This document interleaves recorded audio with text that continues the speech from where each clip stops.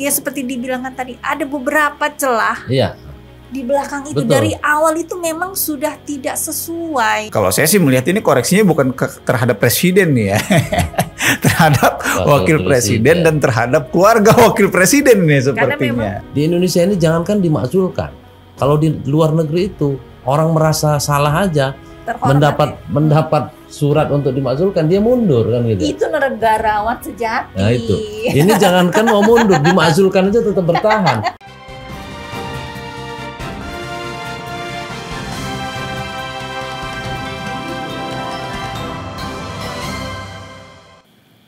Halo Sobat Lampung Pos, jumpa lagi dalam program podcast Bedah Tajuk Lampung Pos bersama 3 jurnalis Lampung Pos. Saya Abdul Gofur.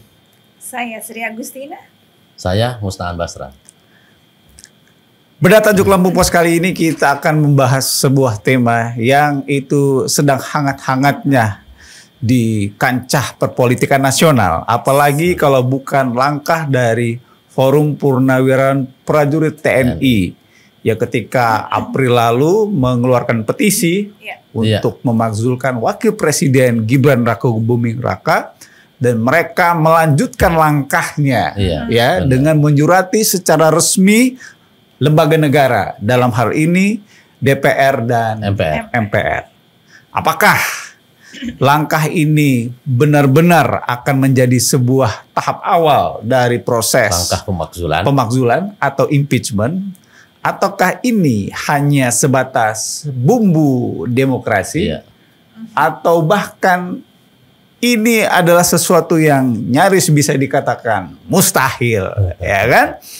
Sobat Lampung Pos tentu saja punya pandangan, dan kami juga jurnalis Lampung Pos punya pandangan terhadap persoalan ini. Namun untuk membahas lebih lanjut, kita ikuti terlebih dahulu video editorial berikut ini. Pemakzulan bumbu demokrasi.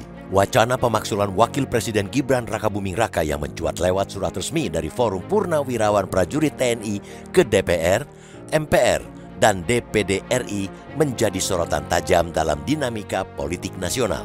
Di satu sisi, langkah ini menunjukkan bahwa ruang demokrasi di Indonesia masih terbuka, bahwa setiap warga negara, termasuk para purnawirawan, berhak menyampaikan aspirasi politik. Namun di sisi lain, demokrasi yang sehat juga menuntut kedisiplinan pada aturan main dan koridor konstitusi. Sebagaimana diingatkan oleh mantan Ketua Mahkamah Konstitusi, Jimli Asyidiki, pemakzulan bukanlah sekadar ekspresi kekecewaan politik. Ia merupakan tindakan hukum dengan konsekuensi serius terhadap sistem pemerintahan, dan karena itu hanya bisa ditempuh apabila ada pelanggaran berat seperti pengkhianatan terhadap negara, korupsi, suap, perbuatan tercela, atau pelanggaran hukum yang ancamannya di atas 5 tahun penjara. Dan yang terpenting, pelanggaran itu harus dibuktikan, bukan sekadar diasumsikan. Proses impeachment di Indonesia bukanlah jalur instan. Ia harus melewati persetujuan 2/3 anggota DPR, diuji oleh Mahkamah Konstitusi, dan kembali di voting dalam sidang MPR. Kenyataan politik saat ini memperlihatkan bahwa mayoritas kekuatan di DPR dan MPR merupakan bagian dari koalisi Indonesia Maju, KIM, yang mendukung Presiden Prabowo Subianto dan secara politik melindungi posisi Gibran. Dalam kondisi ini, kalkulasi politik membuat pemakzulan nyaris mustahil terwujud secara praktis. Namun, bukan berarti suara para purnawirawan harus diabaikan begitu saja. Sebagaimana dikemukakan oleh Jimli, mereka tidak bergerak karena motif kekuasaan, melainkan idealisme kebangsaan.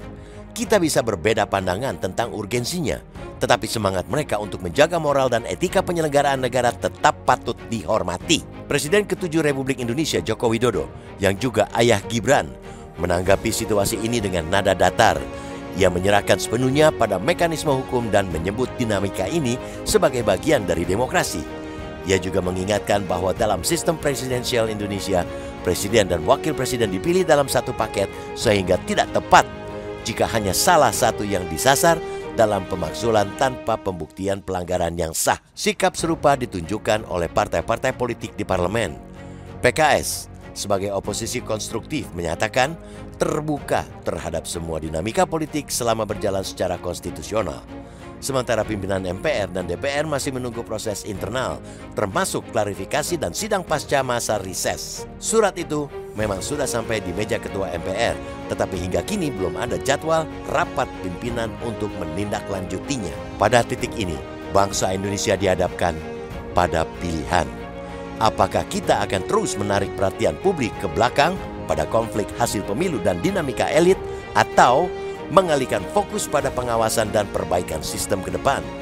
Usulan pemakzulan jika tidak dilandasi bukti kuat dan proses hukum yang sahih justru bisa menjadi presiden buruk yang membuka jalan bagi pelemahan institusi negara.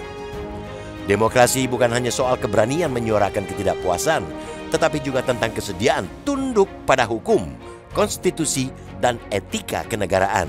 Aspirasi pemakzulan yang tidak disertai syarat formil dan material yang kuat hanya akan menguras energi kolektif bangsa, mengaburkan fokus pada kerja-kerja substantif pemerintahan, dan menciptakan instabilitas opini publik yang kontraproduktif.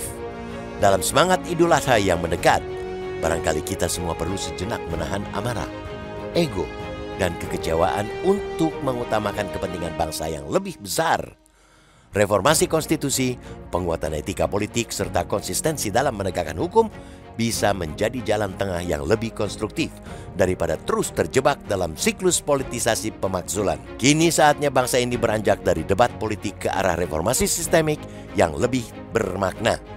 Demokrasi tanpa disiplin konstitusi bukanlah kebebasan, melainkan potensi kekacauan. Maka, mari kita rawat demokrasi dengan akal sehat, hukum yang adil, dan semangat kebangsaan yang tidak mudah tergerus oleh peristiwa politik sesaat.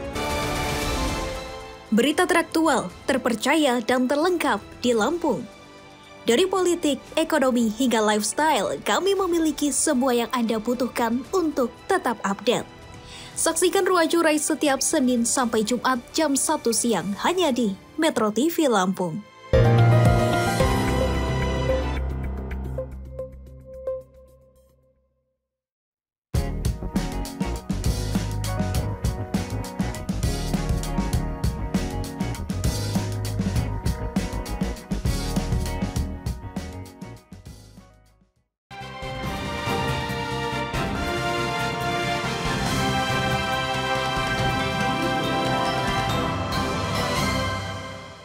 Oke, baik Sobat Lampung Pos, seperti biasa podcast Bedah Tajuk itu selalu kita bagi ke beberapa segmen ya. Pertama itu adalah quote of the day, quote and quote, yang kemudian kita juga akan mengutip beberapa fakta menarik dari persoalan yang terjadi saat ini, dan tentu saja pembahasan dan kesimpulan lah dari diskusi kita pada episode kali ini ya.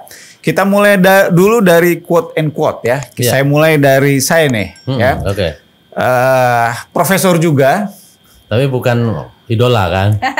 Tapi idola bukan juga lah, Prof bukan. Mahfud ya. Mahfud, ini ya. Prof Jimli As-Siddiq ya. Sama-sama mantan. Iya, sang mantan. Hakim ya. MK. Ya.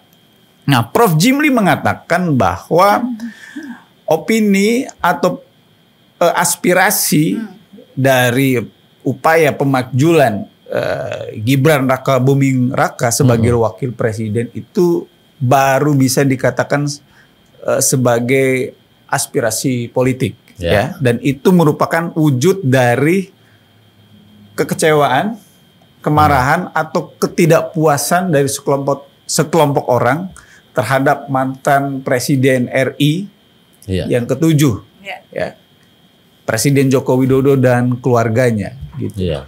Jadi ini bisa dikatakan sebagai ekspresi dari sekelompok orang tersebut yang sudah terakumulasi ini jelas. Yang sudah membuncah, ya kan, terakumulasi dengan tentu saja berbagai faktor dan latar belakang. Ya.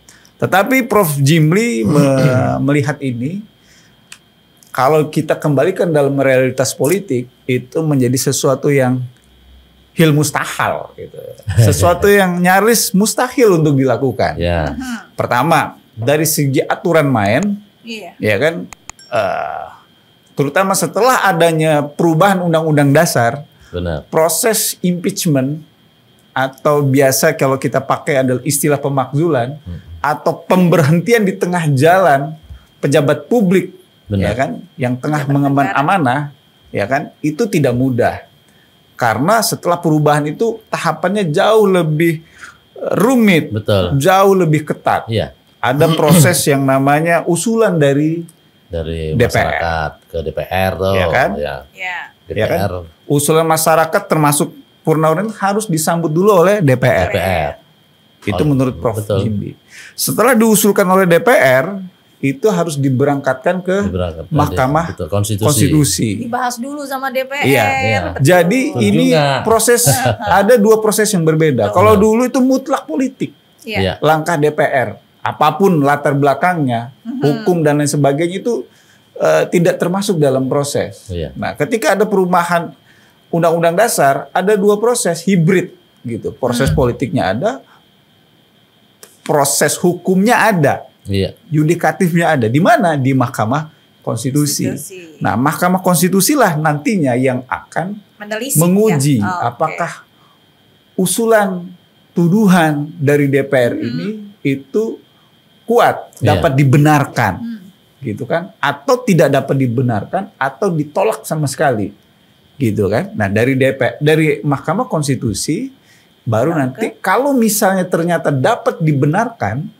itu dikembalikan lagi ke DPR. Betul. Iya. Ya kan, untuk dibahas di DPR, baru nanti diajukan ke MPR. MPR. Untuk Barulah memutuskan. terjadi proses yang namanya pemakzulan, entah Sidang itu umum ya, gitu.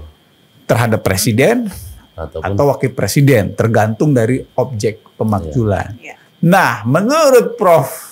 Jimli, yang paling mustahil itu adalah di tahap awal. justru di tahap awal. Di tahap awal, gitu. DPR-nya. Iya kan? Belum ke tahap persoalan hukumnya atau Iya. pembuktian hukumnya, proses Betul. yudikatifnya. Kita lihat realitas politiknya, gitu kan, bahwa komposisi DPR ini itu sangat kuat didukung oleh yang namanya Koalisi Indonesia Maju. Betul. Iya. Iya kan, Betul. yang notabene adalah pendukung ya Presiden Yang ketujuh, Prabowo dan mantan presiden. Wakil Presiden Gibran Rakabuming Betul. Raka gitu loh. Jadi menurut Prof. Jimli ini adalah sesuatu yang ya bisa dibilang mustahil lah. Iya. Nah, yang kedua ya dari siapa lagi ya kalau bukan dari Presiden ketujuh itu sendiri. Saya mengutip pernyataan Presiden Joko Widodo, Iya. mantan Presiden Joko Widodo yang mengatakan bahwa sebenarnya impeachment ini salah alamat lah kira-kira seperti itu. Karena kalau ini persoalan adalah pengajuannya, ya kan, proses sebelumnya, maka presiden dan wakil presiden itu adalah satu paket, Iya. tidak bisa dipisahkan, Oh, gitu ya. Dan Jadi kalau pemakzulan dua-duanya gitu. Iya. dua Iya. versi. kalau urusannya adalah Iya. soal syarat, ya kan, cacat MK dan lain sebagainya, Iya. gitu. Karena ini adalah satu paket mereka ini. Nggak mau rugi. Tidak. Jangan kami aja dong. Lu juga harus turun. Gitu, ya. Tapi dia juga melihat bahwa ini adalah sesuatu yang biasa aja. Iya. Kira-kira seperti itulah. Sekarang ke siapa nih? Oke, Selanjutnya. ke saya ya, Ya, mungkin oke. ya. Silakan Bang Aan. Dari kalangan dalam ya, MPR ya. Karena MPR juga dikirimi surat Iya, iya. sama iya. Forum Purnawirawan itu. Siapa Ini nih? Dari apa namanya Presiden PKS yang baru ya, dia sebagai Muzamil.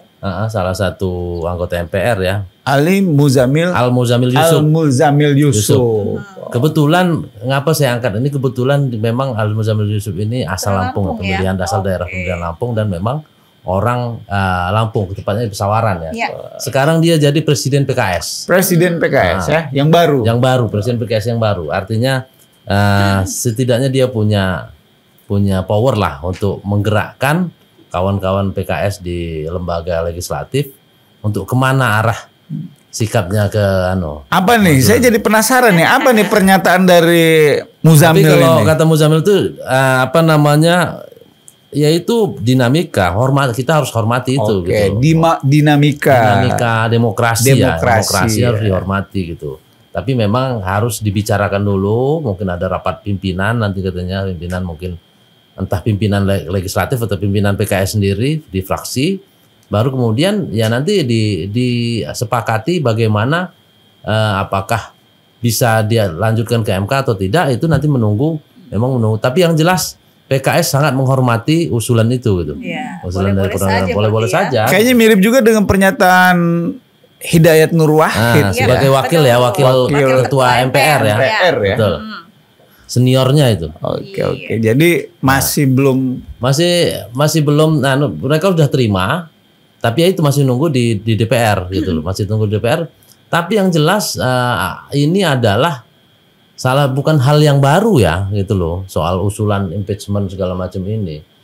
Dan mestinya memang seluruh partai politik mempunyai pandangan yang sesuai bagaimana kebijakan di partai politik sendiri. Sementara PKS, yaitu karena Muzamil, PKS tetap berjalan sesuai koridor hukum maksudnya ya, koridor hukum. Artinya poinnya adalah ini merupakan bagian dari demokrasi, betul. Kebebasan berekspresi dan ya. mengungkapkan pendapat. Betul. Tetapi sebagai partai politik, PKS tetap harus berjalan sesuai dengan koridor konstitusi. Kira-kira seperti itu ya. Iya. Oke, lanjut Mbak Cici. Kira-kira siapa yang mau di quote nih tokohnya? Biasanya Mbak Cici ini akademisi. Ya, enggak, saya masih dari politikus. Oh, juga. Politikus Ya, ya. dari Sekjen Golkar. Sekjen Golkar. Sarmuji. Salah Ya. satu partai pendukung. Pendukung ya jelas. Namanya Kim, ya. sudah mendukung, artinya bahwa usulan pemakzulan ini meskipun sah-sah saja, tapi tidak ada celah. Tadi di awal tadi memang disebutkan kan, ada Prof. Jimli ya. runtutan, ya, karena ada 6 hal yang bisa melakukan atau menjadi celah untuk pemakzulan atau impeachment itu, tapi ternyata ini tidak ada celah kalau menurut pandangan dari Golkar. Ya, kita harus fair dong, yang mendukung, yang pesimis, yang melihat ini sebagai hal positif dalam tanda kutip, bukan positif pemakzulannya betul. Tapi demokrasinya harus kita ungkap semua. Benar. Nah ini mereka menyatakan nggak ada celah gitu. Jadi Golkar sangat-sangat mendukung Wapres dan Presiden. Kalau memang dibilang tadi itu adalah sepaket. Tapi kalau dari fraksi dari saya bacakan lagi ya, ini dari FPP TNI sendiri ya, itu menyatakan dari Bimo Satrio menyatakan usulan ini memang tidak ujuk-ujuk, tapi punya latar belakang. Kenapa pemakzulan ini diajukan? Kenapa Mbak? Kenapa? Nah, kan memang ada, ya seperti dibilangkan tadi, ada beberapa celah di belakang itu. Betul. Dari awal itu memang sudah tidak sesuai. Tidak proses pengusulannya. Soal usia itu ya. Soal usia. Itu peran dari paman juga. Gitu kan. Apalagi ada MK-MK-nya kan, melanggar etik kan. Etiknya. Kemudian selama perjalanan juga ketika masa melakukan ya, untuk melakukan menuju ke RI 1 dan 2 ya kan. Betul. Nah, itu juga dilakukan, ada hal-hal yang memang tidak patut lah sebenarnya, menabrak prosedur. Tapi ternyata atau itu punya manuver sendiri nih, tidak terlihat terlalu sejalan sepertinya dengan presiden ya. Punya gerakan sendiri. Seperti pembagian bansos, punya paket istana, punya paket sembako sendiri. Kira-kira seperti itu ya. Padahal sebelumnya tidak pernah ada ya. Nah, itu kan kalau menabrak etik sebenarnya ada ya. Kalau dari sisi etik, karena selama ini memang tidak ada namanya istana wakil presiden memberikan ininya sendiri, tapi tetaplah namanya itu adalah satu kesatuan lah. Tapi itu tadi ya. Mbak Cici ini cukup berimbang ya, yang mendukung disampaikan, tapi yang mendukung menolak disampaikan, yang mendukung juga ditolak.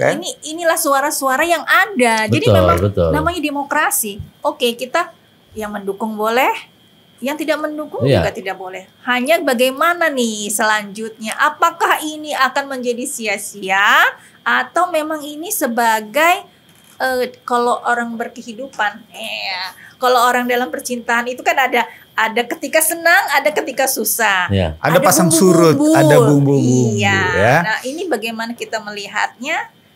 Kalau kata Jimli tadi, pesimis sepertinya ya, dia apakah ini akan menjadi hal yang sia-sia. Tapi nggak apa-apa, demokrasi itu harus belajar, demokrasi itu memang harus banyak menerima masukan dari masyarakat, karena masyarakat kita juga memang harus belajar berdemokrasi dan boleh menyuarakan seperti kami untuk menyuarakan apa yang dirasakan oleh rakyat. Buktikan begitu? Ya, tapi yang jelas pemakzulan ini ada aturan hukumnya sesuai konstitusi, kan gitu ya. Walaupun banyak pandangan orang yang nggak bakal mudah pesimis lah untuk melakukan. Cuman ada dalam aturan, dibolehkan, seperti ya.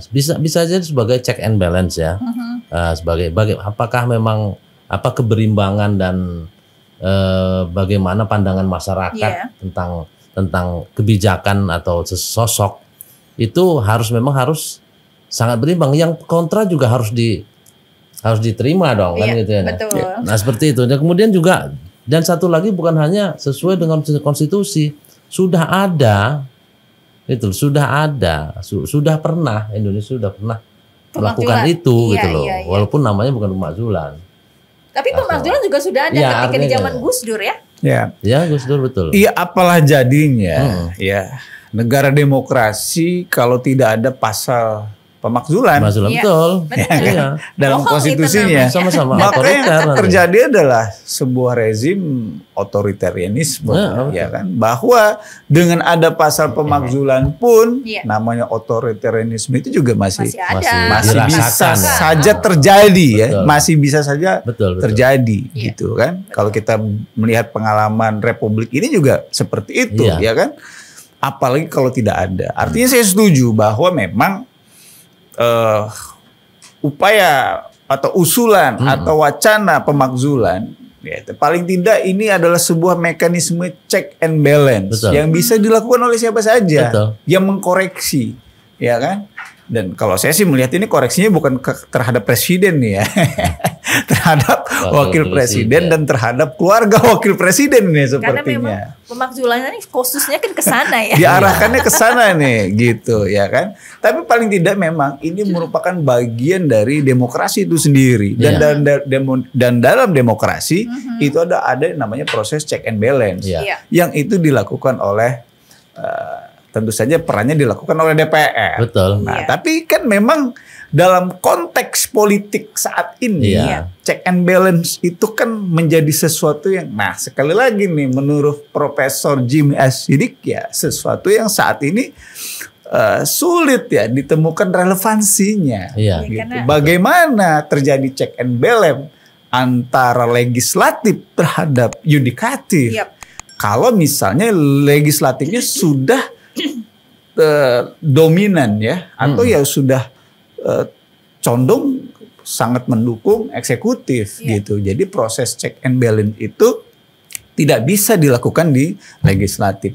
Tapi kan bukan berarti check and balance itu hanya milik DPR, masyarakat, forum purnawirawan, akademisi, jurnalis, siapapun itu bisa melakukan kritik, ya kan?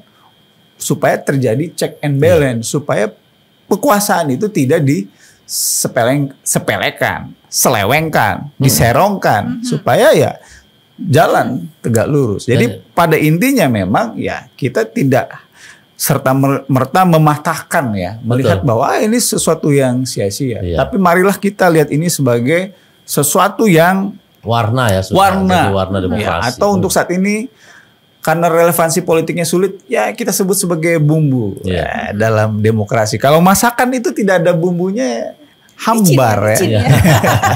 Hambar ya. Hambar ya. Dan bersyukurnya nih ya. Tidak ada pedes-pedesnya, asin-asinnya. Bersyukurnya apa yang memberikan warna atau bumbu demokrasi ini adalah ada yang berani itu. Salah satunya adalah mantan kalangan elit negara ya kan gitu ya, mantan panglima, mantan wakil presiden segala macam. Artinya mungkin kalau organisasi atau forum apa segala macam belum tentu akan ditanggapinya seperti ini gitu loh. Karena elit-elit ini jadi ada warna tersendiri untuk demokrasi kita ini. Jadi kalau dan dipandang juga dan wajar juga kalangan yang menolak pemakzulan gitu ya, menolak pemakzulan wajar di Indonesia, karena Di Indonesia ini jangankan dimakzulkan. Kalau di luar negeri itu orang merasa salah aja mendapat surat untuk dimakzulkan, dia mundur kan gitu. Itu negarawan sejati. Nah itu. Ini jangankan mau mundur, dimakzulkan aja tetap bertahan. Oh tidak bisa katanya. Ini satu paket. Kalau memang mau dimakzulkan kata ya. Siapa itu? Paketnya dong. Itu gitu loh. Kata siapa? Sebenarnya saya pernah dengar seperti Statement itu. Presiden Prabowo juga terkait pemakzulan ini kalau tidak salah satu juga paket. Itu ya, menyatakan satu bahwa paket. ini satu paket. Satu paket. Oke, kita lanjut pemirsa sobat podcast bertajuk Lambung Pos. Fakta-fakta menarik ya. Kita juga perlu lihat ini fakta-fakta menarik di balik wacana pemakzulan atau memang ada sejarah juga di Republik ini ya terkait pemakzulan. Betul. Kita lihat dulu dari kronologi ya. Ya. Jadi pemakzulan ini itu pertama kali muncul dalam bentuk petisi ya. Iya. Sekitar April. Pertengahan ya. Iya. Itu ada ratusan jenderal, seratusan, ya kan? Terus ada Laksamana, ya kan? Jenderal di TNI itu ya. Jenderal di TNI, ya kan? Kemudian pada tanggal 2 Juni itu dilayangkanlah surat ya, langsung resmi ke DPR dan MPR ya. Dan karena ini surat ini masuk di periode reses, kalau kita lihat dari statement baik di MPR dan DPR belum bisa disikapi lebih lanjut, terutama secara institusi, baru pendapat pribadi karena ini masih masa reses ya. Terus kalau kita lihat dalam sejarahnya pemakzulan itu memang ya sudah pernah terjadi, ya kan, bukan sesuatu yang ibaratnya mitos ya. Ini sesuatu yang sebenarnya sudah pernah terjadi. Tahun 67 sebenarnya itu bisa dikatakan lah sebuah impeachment, pemakzulan. Karena kalau kita terminologi pemakzulan atau impeachment adalah pemberhentian di tengah jalan dari seorang pejabat publik yang memang tengah menjabat ya kan, memegang kekuasaan. Dalam konteks tahun 67 itu ada Presiden Soekarno melalui keputusan MPR ya. Diawali dengan Super Semar kalau tidak salah, ya kan? Nah, kemudian tahun 2001 ya, itu juga terjadi pemakzulan, impeachment terhadap Presiden Gus Dur, Kiai Haji Abdurrahman Wahid, ya Gus Dur, sehingga Gus Dur itu digantikan oleh Megawati Soekarno Putri, wakilnya. Waktu itu ada 2 kasus persoalan ya, Bulog Gate sama sumbangan kesejahteraan Kesultanan Brunei lah. Iya betul. Kalau tidak salah. Sumbangan dari Brunei. Dan sebenarnya juga kalau kita tracking lagi ketika 2 periode Pak SBY itu juga sudah adalah beberapa kali riak-riak usulan-usulan untuk melakukan impeachment. Ya, begitupun juga ketika Presiden Joko Widodo ya. 10 tahun menjabat 2014 sampai 2024 juga ada sebenarnya ada beberapa ya riak-riak yang mengusulkan impeach ya, tetapi sekali lagi itu baru kita kategorikan kalau di periodenya Pak Jokowi, kemudian Pak SBY ya kan, dan di Ibu Mega juga ya, riak-riak ini ya bumbu-bumbu demokrasi lah yang benar-benar jadi masakan utama itu ya ketika 67 Presiden Soekarno dan ketika 2001 ketika Presiden Gus Dur, Kiai Haji Abdurrahman Wahid. Ini udah bukan bumbu lagi. Itu sudah terjadi. Sudah terjadi, udah jadi menu utama, jadi masakan utama ini ya, impeachment. Artinya memang Republik ini memang dalam sejarahnya memang sudah diwarnai dengan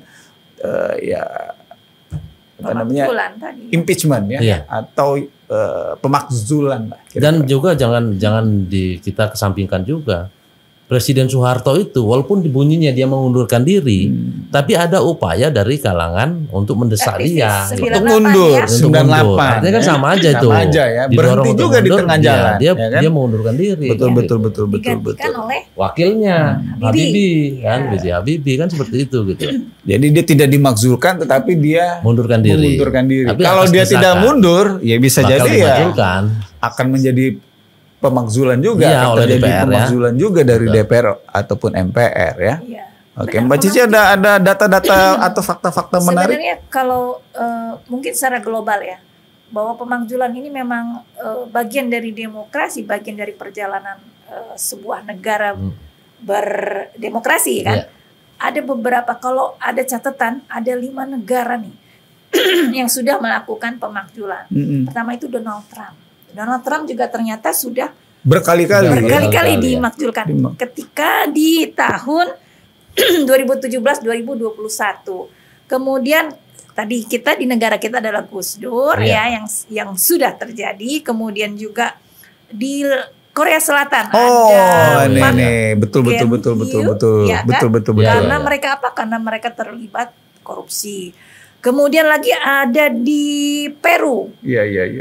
Alberto Fujimori.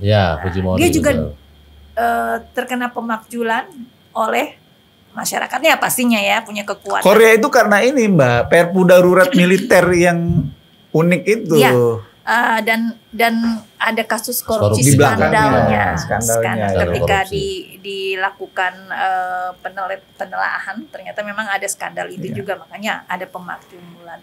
Kemudian yang kelima di Venezuela ya, kita kenal ada Carlos Andrés Pérez yang kemudian diganti oleh Hugo Chavez yang bertahan. Ini sebenarnya pemakzulan tapi bau-baunya kudeta kalau di Venezuela ini kan. Nah, di Filipina juga kan pecah kongsi. Nah, ini memang bahwa pemakzulan kita belajar di negara kita juga sudah pernah ada, kemudian beberapa negara ada, bahwa memang ini adalah dinamika dan hal yang wajar di dalam sebuah republik yang berdemokrasi, dan bagaimana masyarakat kita untuk melihat ini, menyuarakan aspirasinya. Kalau memang pemimpinnya nggak sesuai dengan aturan mainnya, ya boleh dong. Artinya balik lagi ya, pemakzulan itu harus kita lihat tidak hanya sebagai langkah politik ya. Tapi juga harus ada latar belakang hukumnya. Benar. Jadi tidak boleh murni semata-mata politik, gerakan politik atau kepentingan politik. Dan kalau kita lihat juga di Undang-Undang Dasar yang perubahan, paling tidak kan ada 6 poin ya kan, yang terkait dengan hukum ya.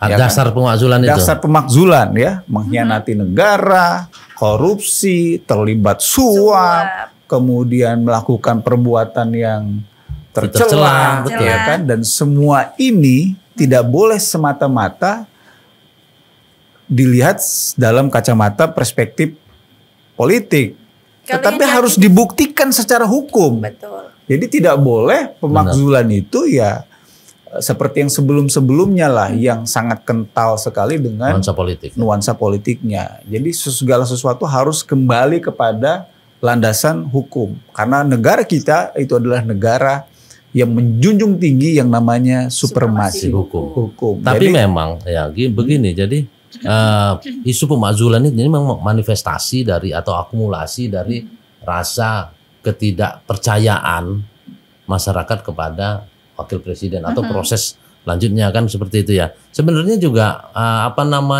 impeachment sama kudeta itu sama tujuannya. Beda. Mengganti pimpinan kan. Kalau impeachment itu oleh sipil, kudeta itu oleh militer kan gitu.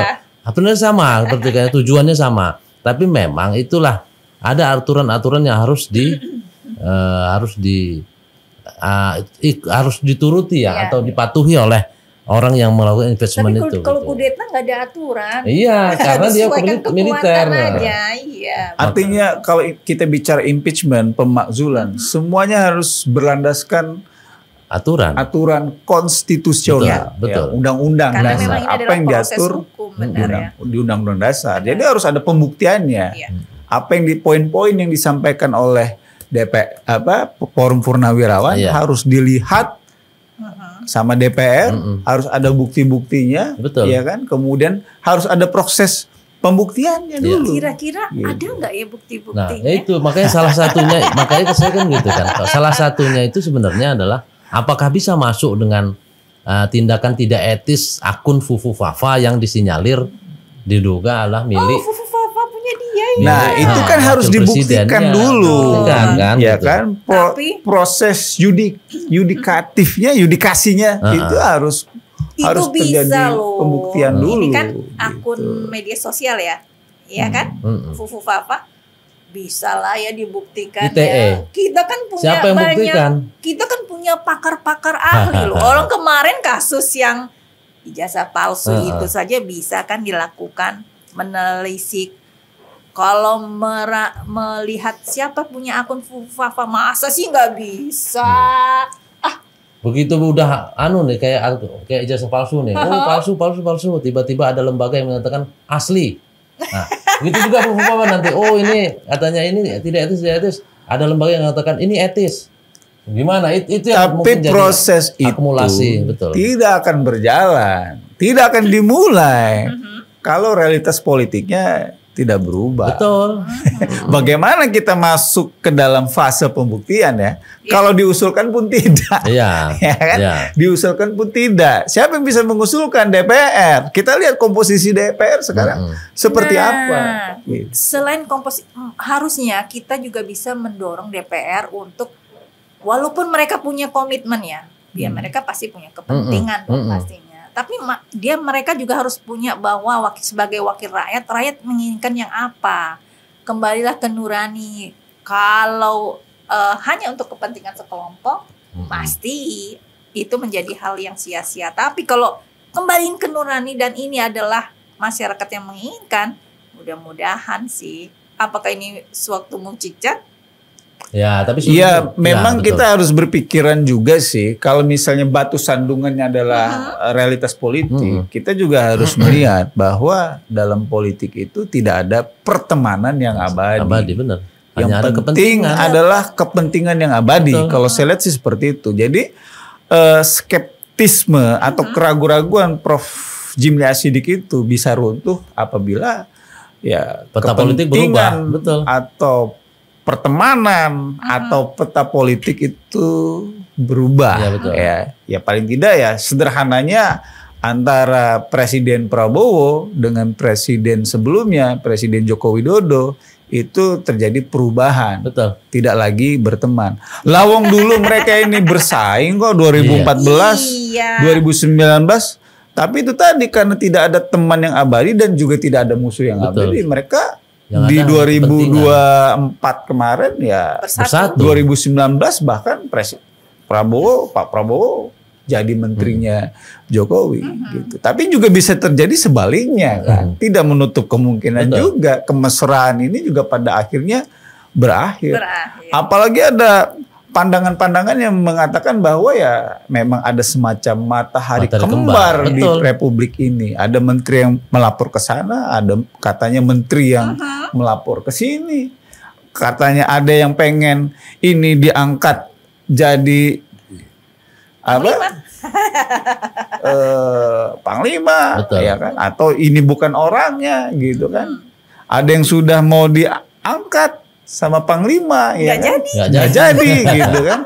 Ada yang sudah diangkat sama Prabowo, Pak Prabowo, diturunin lagi gitu kan? Ya artinya memang itu ada dari isu matahari kembar itulah membuktikan bahwa peta politik Indonesia masih cair kan gitu ya. Tapi dia itu tadi tidak ada kawan abadi, musuh abadi, adanya kepentingan kan gitu. Ya, bisa jadi kalau memang kita petakan ya, misalnya kalau matahari kembar itu yang ngarah-ngarah ke mantan itu pasti Golkar tuh. Ya, pasti. Kemudian ada PAN yang sana kan.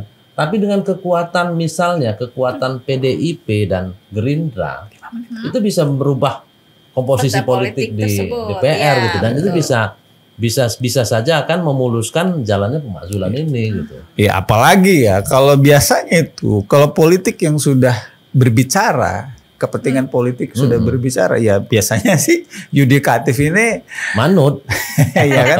ya kan apapun bisa dicari nih alasan hukumnya gitu kan. Betul. Apapun bisa dicari gitu loh alasan hukumnya. Jadi memang ya pada akhirnya segala sesuatu itu ditentukan ya, balik lagi kepada ya realitas politik ke depannya itu bakal seperti apa ya. Tapi yang sampai sekarang yang masih penasaran kita sampai sekarang belum ada pernyataan dari Mas Gibran tentang pemakzulan ini. Iya. Apa sih gitu loh? Ya? Dia diundang di kampus aja ketika. Apa mungkin karena tidak dengar ya? Karena dia katanya udah mulai bekerja di IKN tuh, kan gitu ya. Oh jauh ya apa di IKN apa masih nggak dengar iya gitu loh. Orang diundang di kampus aja mereka datangnya ketika pas libur. Itu makanya. Ya gitu. mungkin dia pikir ya tidak perlulah dia menjawab langsung. Apalagi ya, belum ada relevansi politiknya dan sudah diwakilkan juga sama bapaknya kan, sama ayahnya kan, bahwa ini satu paket. Tapi ya biasa-biasa aja gitu. Masih enak tidur. Artinya ini tidurnya walaupun mataharinya kembar masih akur lah dua matahari ini. Ya kan? Masih sama-sama bersinar terang gitu. Sama-sama menyatakan bahwa satu paket. Iya, ini kan pandangan-pandangan matahari kembar kan dari yang suka omon-omon podcast itu gitu kan. Pantesan panas ya hari-hari ini ya. Ternyata mataharinya ada kembar. Iya, kecuali memang antara dua matahari ini ya sudah tidak tidak bersama lagi betul. Ya. Mungkin masih nyaman nih. Tapi sebenarnya kalau matahari kembar itu bikin kulit terbakar sebenarnya. Ya, tergantung mataharinya, Mbak. Kalau mataharinya masih nyaman ada dua ya nggak masalah. Tapi kalau sudah nggak nyaman ya pada akhirnya akan ya cukup satu lah matahari itu. Iya. Saya juga setuju dengan pengamat Saifullah Fatah ya kan bahwa fenomena matahari kembar itu bukan sesuatu yang baru juga loh gitu kan. Ketika awal-awal Presiden Joko Widodo berkuasa juga ada matahari kembarnya. Siapa lagi kalau bukan Bu Mega kan, karena kan ya punya saham politik lah, punya ya macam-macam lah, bisa jadi alasan kenapa ada matahari kembar. Tapi kan pada suatu titik tidak ada lagi fenomena itu ya. Presiden Jokowi ya menyatakan dia bukan murni petugas partai, dia jadi matahari tunggal gitu kan. Ya bisa jadi kita tinggal nunggu waktu aja gitu. Cuma apakah matahari yang tunggal itu juga akan berlanjut kepada proses pemakzulan, impeachment segala macam ya biarlah waktu yang akan menjawab ya. Jadi penasaran sih. Oke, baiklah Sobat Lampung Pos, diskusi ini begitu hangat, begitu menarik karena ini terkait dengan realitas politik yang terjadi saat ini. Jadi pada intinya adalah usulan wacana pemakzulan itu bisa dikatakan sebagai ya bagian dari demokrasi. Ya. Kebebasan berekspresi, kebebasan mengungkapkan pendapat dan bahkan itu juga bagian dari proses yang nama check and balance. Ya, namun memang harus disadari juga kalau kita kembalikan kepada realitas politik yang ada saat ini, ya kan di mana antara DPR dan eksekutif, legislatif dan eksekutif itu ya senada seirama, itu akan menjadi sesuatu yang mustahil dilakukan. Tetapi tidak ada sesuatu yang abadi dalam politik. Tidak ada teman abadi, tidak ada kawan abadi. Yang ada adalah kepentingan yang abadi. Sampai jumpa dalam podcast bedah tajuk Lampung Pos berikutnya. Jangan lupa subscribe channel Lampung Pos Update. Membunyikan lonceng agar informasi terkirim ke Anda. Klik like dan isi komentar di bawah video ini. Oke.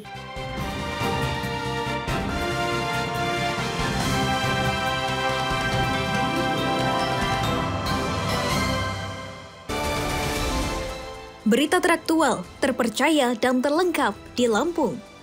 Dari politik, ekonomi, hingga lifestyle, kami memiliki semua yang Anda butuhkan untuk tetap update. Saksikan Ruang Curai setiap Senin sampai Jumat jam 1 siang hanya di Metro TV Lampung.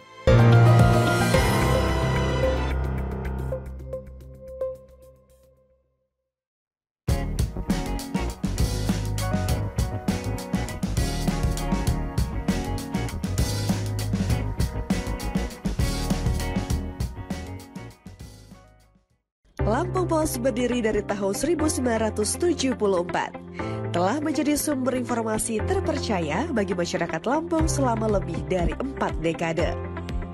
Berawal dari surat kabar cetak, Lampung Pos terus beradaptasi dengan perkembangan zaman. Menyongsong era digital 5.0, Lampung Pos terus berbenah diri untuk tetap relevan. Dengan adanya platform digital, Lampung Pos menyajikan informasi yang akurat, objektif, dan berimbang, serta memperluas jangkauan pembaca. Lampung Pos dapat diakses melalui sosial media, laman Facebook, Instagram, dan TikTok. Lampung Pos memiliki One Click, koran cetak dan digital, Metro TV Lampung, Radio Saya 100 FM, Lampos Event Organizer, dan Lampos Publishing. Lampung Pos, jendela informasi Lampung. Menuju era digital 5.0, Lampung Pos berkomitmen untuk menyajikan informasi yang akurat, objektif, dan berimbang, serta membangun platform diskusi dan interaksi yang bermanfaat bagi masyarakat.